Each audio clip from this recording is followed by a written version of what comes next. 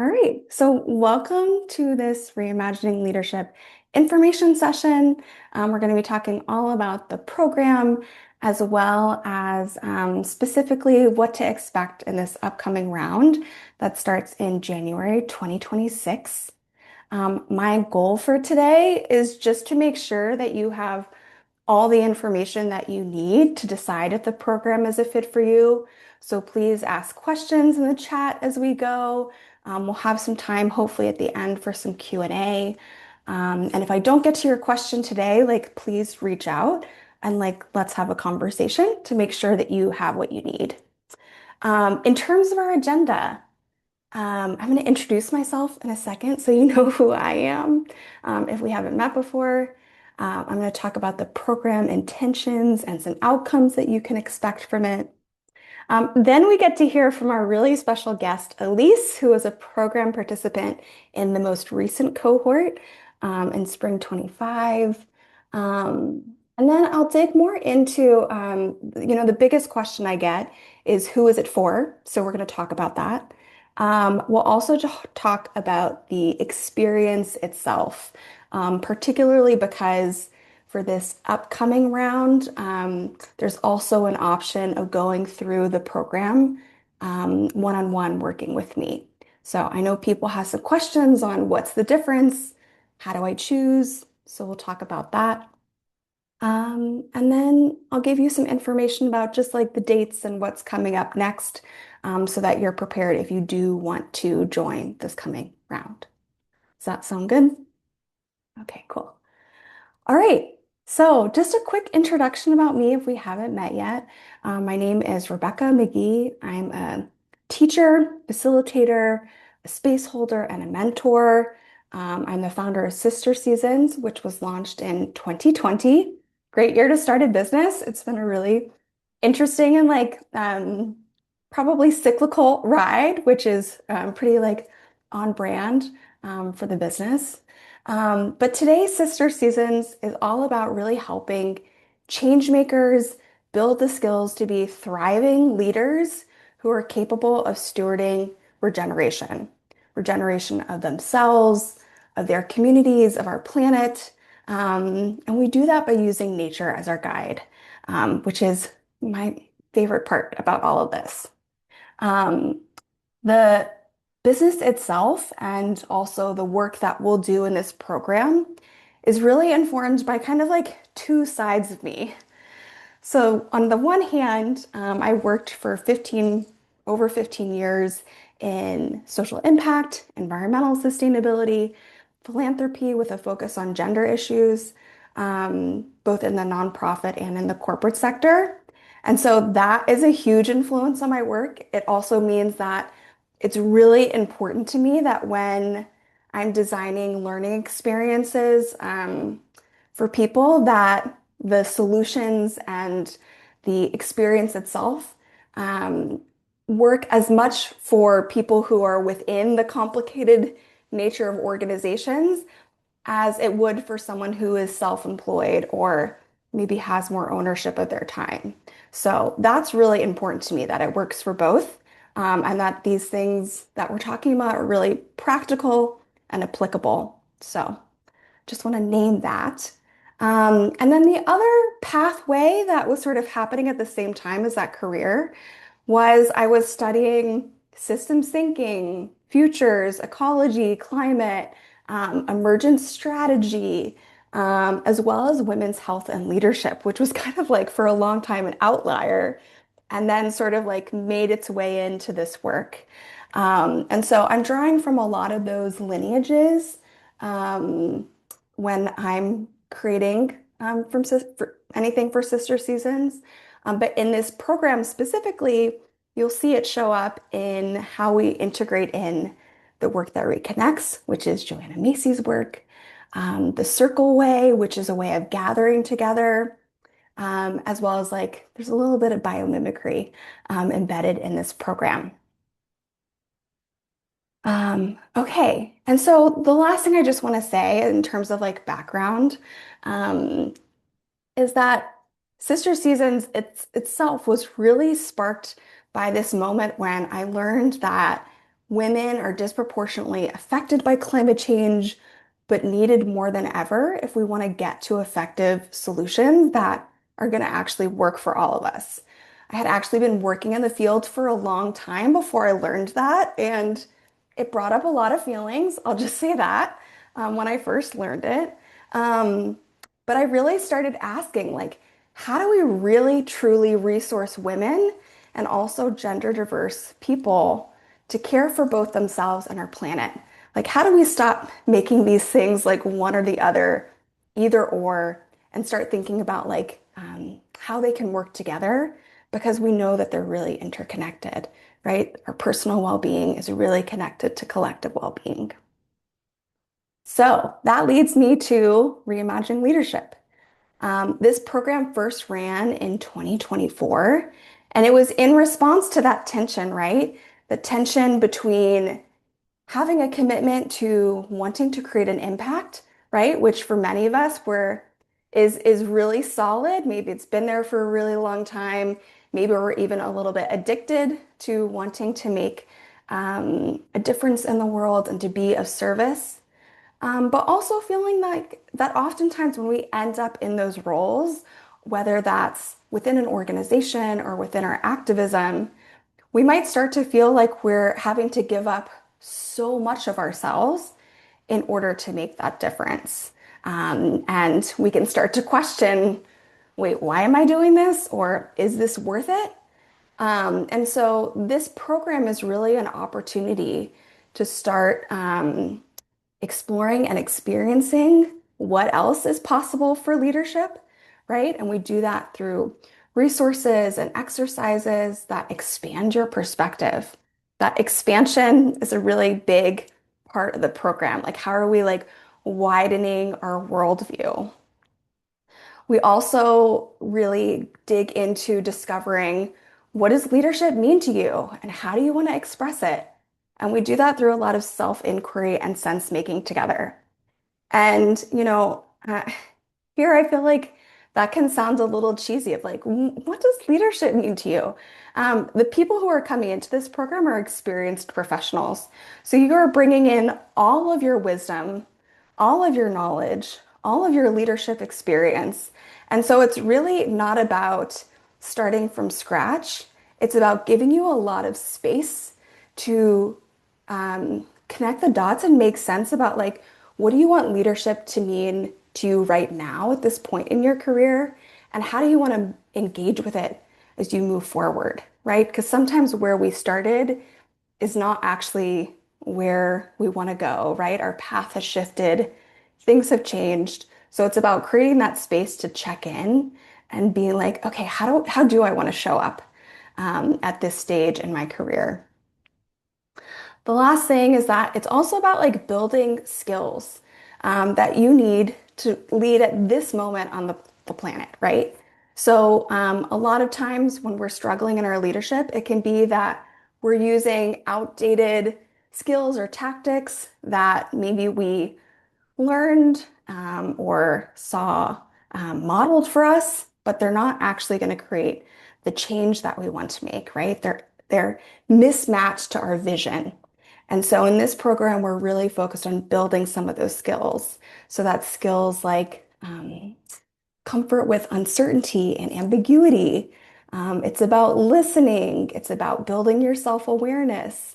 So things that aren't necessarily celebrated in a lot of the organizations or group spaces that we're in, but are really essential when we are leading on change because the path is uncharted, right? And it's going to increasingly become more uncertain.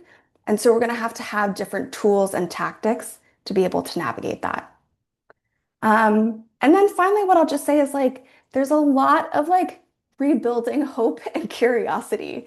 Like, if you came into this program and that is all you walked away with was that hope and curiosity, like mission accomplished, because that is such an important asset to be able to meet these times. This has been a challenging year in itself, like, and heartbreaking often. And so it's like, how do we actually learn how to nurture our curiosity because when we're in curiosity, we're not stuck in fear, right? We can actually start to see what are the other possibilities. Two things that this program is not. It is not a prescriptive leadership program. You won't come in and I'm going to give you a bunch of academic readings about servant leadership or adaptive leadership. Um, it's really more about giving you tools, resources, support to discover what it means to you. And so you can expect a lot of little seeds to be planted, inspiring resources, things that are just going to help you maybe like look at the world through a different lens. And that's really what the program is about. Um, and the program is also not action focused. I know that this makes some people uncomfortable because they come in and they're like, okay, but what am I going to do? And what are the exact next steps I'm going to follow?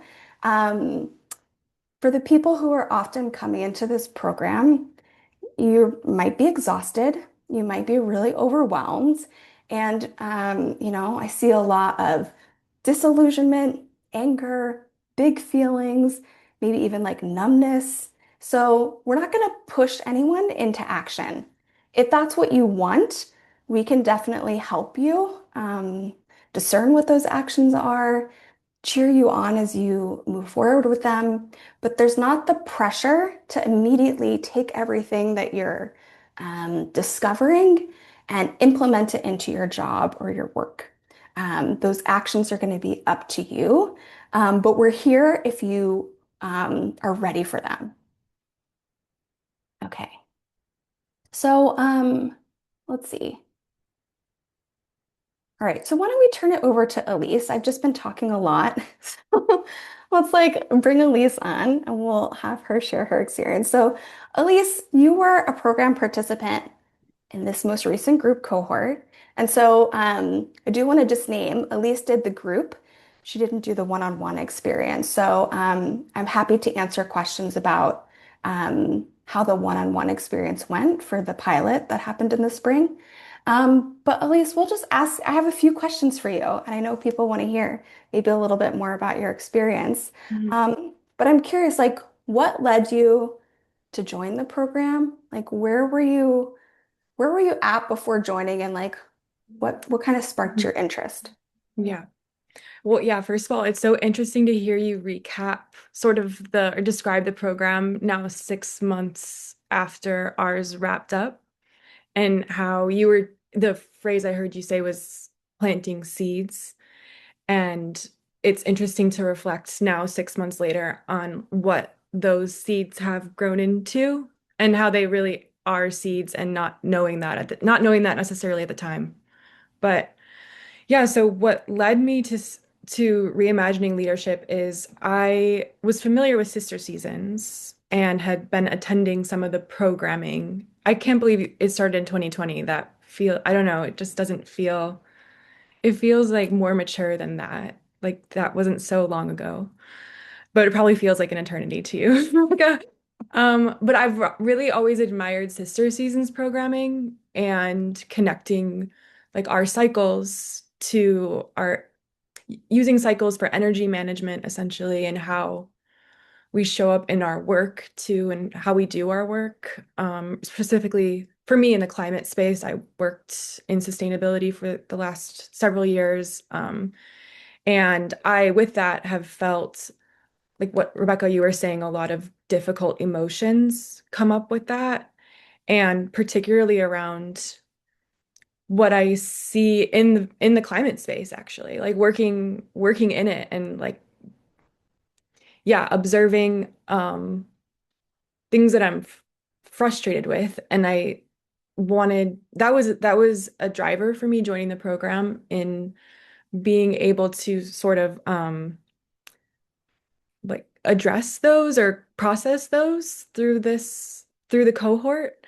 And I had been at the time feeling like I needed something to invest in, actually. Like I really was ready to invest in something at the time. Like I was due for a leadership program, but also I should say I met Rebecca at my first job, and I've always looked up to Rebecca, and I feel like so many I'm being in this space, being in the climate space, sustainability space, I'm flooded with a lot of resources actually, and like different readings and things, but it's the particular flavor of Sister Seasons actually that I feel it's really informative for me, and has a different kind of flavor to it that I really appreciate. And so all of those aspects informed me joining, if that makes sense.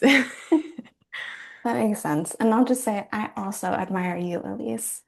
Um, yeah, lots of like mutual love there. Um, okay, so that was a little bit about like where you were at before the program, but like what were maybe some highlights of like the actual experience for you? I know like a lot of people worry about, does it take too much time, or am I going to be able to like manage it, or who Mhm. else is going to be in the program with me? Was there anything that like really stood out to you during the experience that yeah, that you found valuable or that you had just enjoyed? Mhm. Yeah. Something that I didn't necessarily anticipate exactly, but ended up feeling like it was very valuable to me throughout the 5 modules, right? 5 modules, 4 months. I was in a group of, it was 5 participants and Rebecca. And I didn't anticipate it serving as, I think I put this in my reflection survey or my feedback survey, that it was like a sanctuary for me to have those 90 minutes, um, typically every other week, but paced intentionally, of course, by Rebecca throughout the 4 months. It wasn't every other week or every week, but a few times. And those 90 minutes on Wednesdays felt I was just able to put everything aside and focus on those 90 minutes with my cohort. And I didn't anticipate it feeling like such a reprieve, which ended up being so valuable to me, especially at that time. So that is what I remember standing out to me.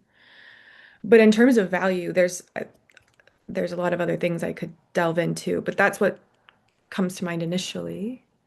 Yeah, and like, yeah, thank you. Like that's really helpful too. And I think like that kind of speaks to like it's been really interesting for me because it's almost like the program is kind of like a mirror. Like people come in with such different needs or questions.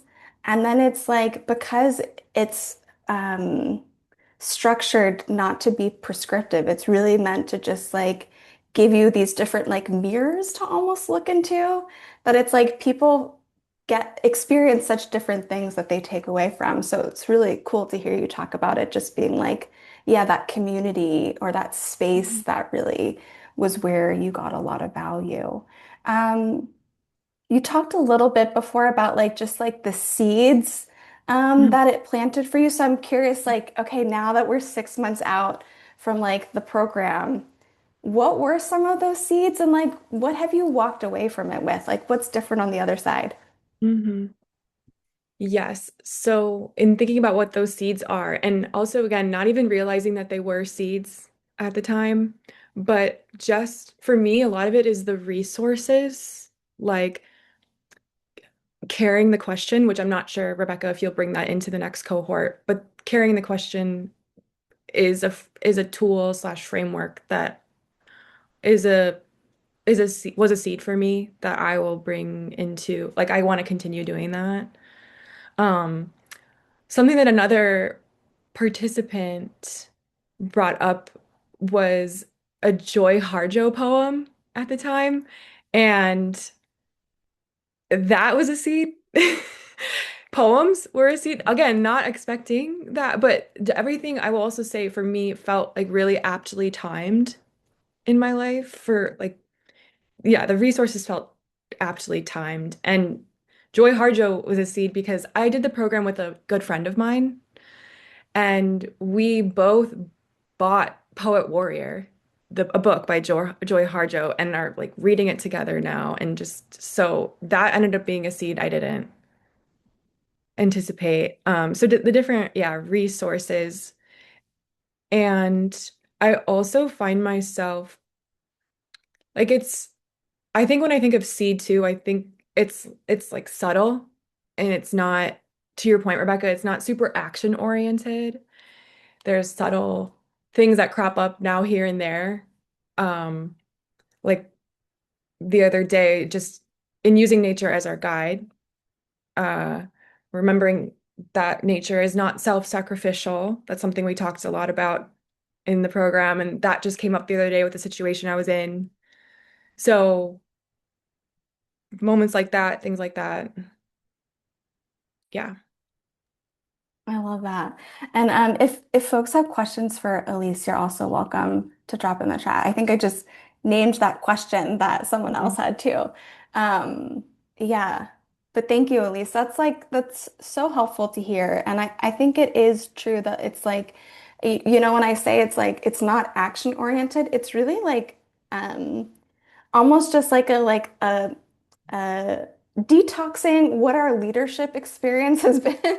I don't use that word often, but it's a little bit like let's go in and like clean and tidy things up. Like what assumptions are we carrying about leadership? And like what feelings do we have around that? And then like what else do we want to bring in instead? And that's when we bring in all of those like resources. We use the Carrying the Question tool, which is a weekly writing practice that I'll teach you how to do during the program. That's really about connecting inwards and connecting to your inner wisdom.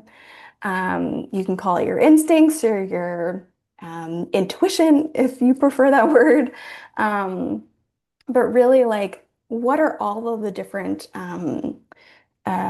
support systems, tools, resources that we can continue to keep going back to in our leadership throughout our career, regardless of like what is our role, what's our title. Um, they're things that you can keep going back to because again, it's like a little bit about shifting the way that we view the world and that we're showing up and moving through it. Yeah. Is there anything else you would add, Elise? Something that came to mind that this was actually a this was such an interesting moment for me during the program, and I think I might have shared this with you, Rebecca, is that again, it was a poem that you shared. And there's so many resources, but this this was a poem that also it was the John O'Donohue poem. It Mm-hmm. was so relevant to what was going on in my life at the time, and I shared it with my family. And my dad ended up framing it and bringing it over to my apartment and gifting me this framed poem because it was just so relevant. And it's now in my apartment framed, and I just read it the other day, and it's been able to guide me. And again, a seed I didn't know at the time, but Yeah. stays with me. Mhm. Yeah. I love that. And I love your dad for doing that. That's so awesome. He was Cool. Yeah. like moved to tears over it. Yeah. Yeah, there is like a kind of like I think serendipity, but again, it comes down to I don't think there's some kind of secret magic that we're doing in this program. I think it's more just about like um, there's a lot of opportunity for you to just get whatever it is that you're seeking and to make the program what you need it to be for whatever it is that you're coming in with. Cool. Well, I do want to make sure that I have time to talk about who it's for and then the two options. So I'll just dive a little bit into that, but please keep asking questions in the chat. If you have other questions for Elise, we'll have time at the end that we can um, ask those to her. So just drop that in the chat. But let's talk about who it's for, because this is the biggest question that I get asked. Because a lot of people are asking, but am I a leader? Am I a change maker? And so first, I just want to say, like, we're not too worried about labels here.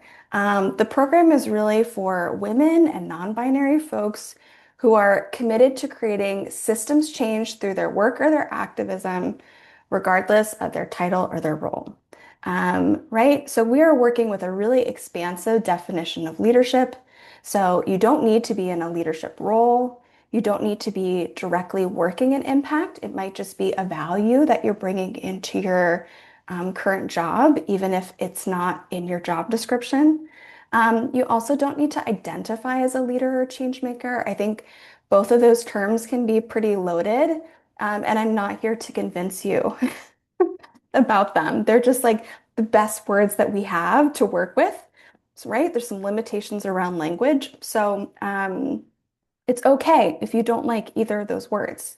But the things that do um, uh, are the common threads, I guess, between the people who join the program and who the is really designed for is you need to be well into your career. This is not for people who are just starting out. If that's you, we have other options that we can talk about, but this program is probably not the right fit. It's really for people who have like been through the ringer, have been around the block in their career or their activism, and are now questioning, how do I go forward? How do you know? How do I let this feel good? Which can be a challenge that I think a lot of us run into the deeper that we get into our work. The other thing is your interest in leadership really needs to be related to improving the well-being of our communities and our planet. So if you're interested in leadership as a way of, if you're thinking about it in terms of like, I'm going to get a promotion, I'm going to run something, I'm going to be in charge, probably not the right program for you. But if you're really thinking about how do I steward this systems change in some way? How do I show up and be part of the solution? And maybe that's in leading a team or an organization. Maybe it looks like something else. Then this program might be for you. It's also a really great fit for people who are questioning if you want to be a leader based on your current or your past experiences. Maybe you are already actively opting out of leadership paths because of what you think it would require of you or ask you to give up. You might already be in in a traditional leadership role, but you're wondering, okay, wait, how long can I sustain this? How am I going to be able to keep this up? And has some concerns or hesitations around that. You might also just be having some big questions about your leadership. Maybe you realize your definition is needing revising and revisiting, or even you want to revisit what is your vision for the change that you want to create in the world or for yourself. So that can be this program can be a big help for that if you're carrying around some like big, sticky, complex questions that you don't have time in the day-to-day rush of life to explore. It's also great if you're doing the work and maybe things are going really well, but you're realizing like the tools and the models that you've been given have their limitations, and you want to start exploring what else might help me better, more joyfully, more efficiently create the systems change that I want to see in the world. And we also do have people who come in who are leading teams and want to also support their team members. So maybe you're like, okay, I'm doing pretty good, but I'm seeing people in my team opting out or hesitating, and I want to know how to support them. So that is also a reason that some people do join the program. Past participants have included nonprofit executive directors, we've had team leads, we've had entrepreneurs and mid-career professionals. So people are really in very diverse roles and fields, but they're all experienced professionals. So that is what I will say about that. Um, if anyone has questions about that, please feel free to drop it in the chat. Um, the other thing that I want to make sure to talk about is the experience. So this is going to be the first round where you will have two options for how you participate. You can join the group cohort, which has now run for 2 rounds, or you can work with me one-on-one over the course of the 4 months. This was piloted successfully in the spring, and so I'm really excited to be able to introduce this as an option for everyone now. So in both of these options, you can expect a mix of self-guided work, so things that you're doing on your own between sessions, and then live calls. So either one-on-one with me or with the group. In both options, it is a maximum of 2 hours per week, right? This is a spacious program that is designed for working professionals. So there is no big demanding homework. There's a lot of room to breathe, and there's absolutely no grades. So it's up to you how much of the activities and the resources that you engage in. But either way, it's really designed to be very accessible. You'll also move through 5 3-week modules. So, module one is where we introduce some tools. We start identifying what are those assumptions around our leadership. And once we kind of build a really strong foundation, the next 3 modules, so modules 2 to 4, are our deep dive, worldview expanding modules. So we start looking out into the world and saying, what else is possible about leadership? And so that's where we really start to get really curious and inspired. And then finally, we're not going to leave you hanging there in module 5. We come back and we really integrate that. We ground it all, we make it practical, and focus on really creating a North Star for yourself that you can have as you move forward. Um, Also, in both options, I think especially in introducing this one-on-one option, I want people to know that there will be future alumni circles. That's something that I've wanted to do since the beginning. So there will be alumni-only circles in the future that will take on their own format. But everyone who does reimagining leadership, no matter what path you choose, will be invited to those. And so even if you can't join a group right now, you will be able to join a group in the future.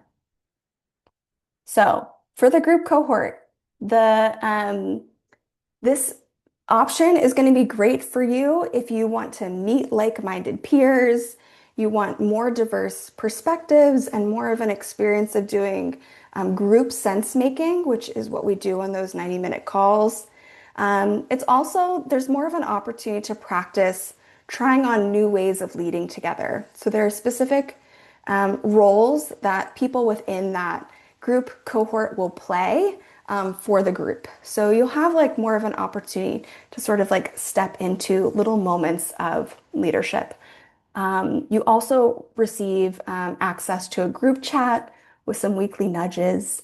So that is really what the group cohort experience is like, right? So you're moving through it with 5 to 10 people over 9 live calls. You must attend at least 7 of those calls live because that's where we really get into things. So that's the group cohort experience. The one-on-one experience. This really came out of people saying, I want access to the program, but I cannot attend the group calls because of their schedules.